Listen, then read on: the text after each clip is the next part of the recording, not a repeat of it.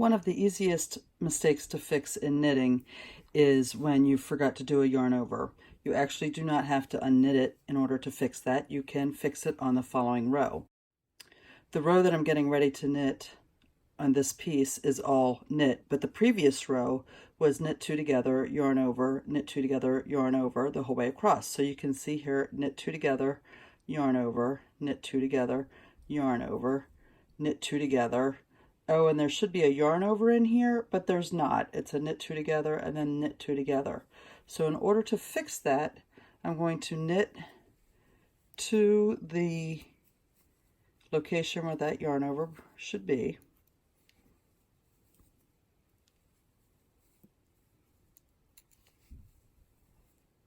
All right, there should be a yarn over right here, but there's not one.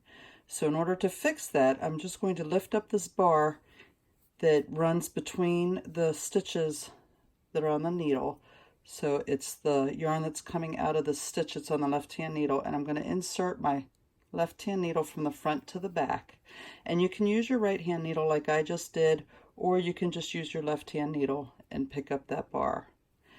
And that is technically a make one, but when you knit into it, it looks just like a yarn over.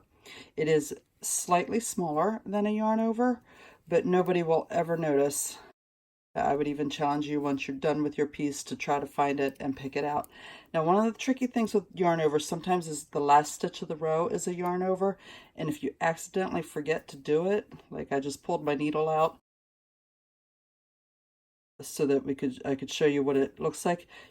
If I pull on this yarn, you can see where it's tightening up the stitch right here. See how that, when I pull on that, it tightens up that stitch. That's the yarn you want to pick up. So I'm going to insert my left needle from the front to the back, just like I did on that other stitch, and knit into it, and that makes it a yarn over.